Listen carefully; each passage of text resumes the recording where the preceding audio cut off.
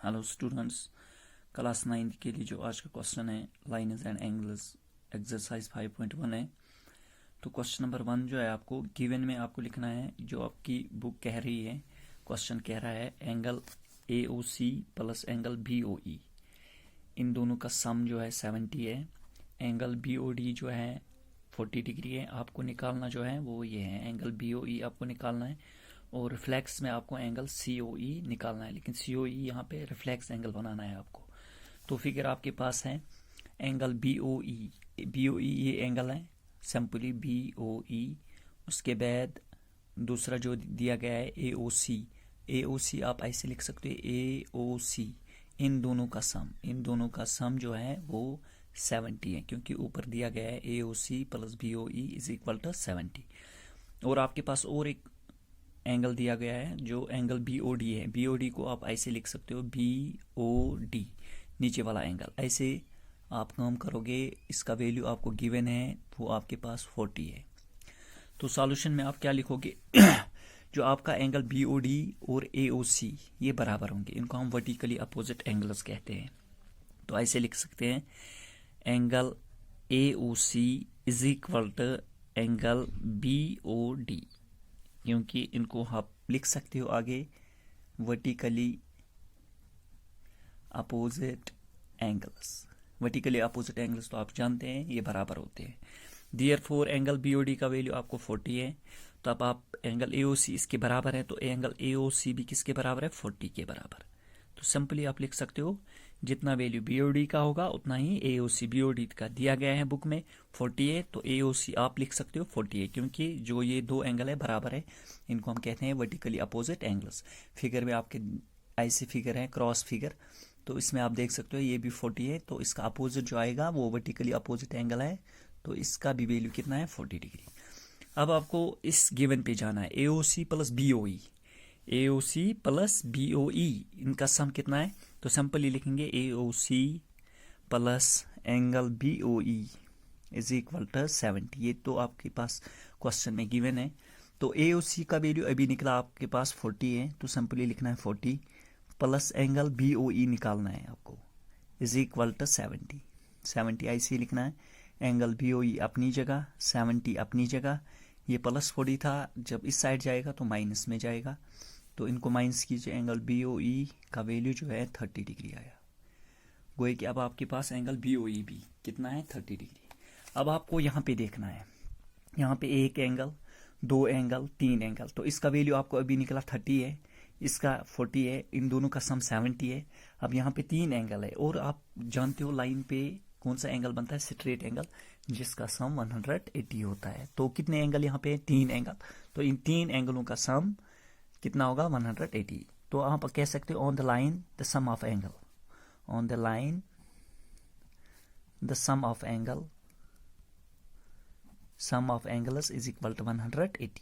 तो सिंपली लिखो कितने एंगल है, मैंने कल भी बताया कितने भी एंगल मैंने एक लाइन पे एक साइड में कितने भी एंगल मैंने उनका सम कितना ही रहेगा, 180, क्योंकि ये एक स्ट्रेट एंगल होता है। लेकिन ये स्ट्रेट एंगल कितने में डिवाइड हुआ है, तीन में। दो आपके पास गिवन है, ये 40 है, ये 30 है। अब आपको ये वाला निकालना है, तो सिंपली लिखोगे AOC आपके पास है, ये एक एंगल है इसमें, प्लस एंगल COE जो सेंटर वाला है ये आपको निकालना है, प्लस एंगल BOE ये भी आपके पास गिवन है। इन तीन का सम 180, क्योंकि ये लाइन पे पड़ते हैं।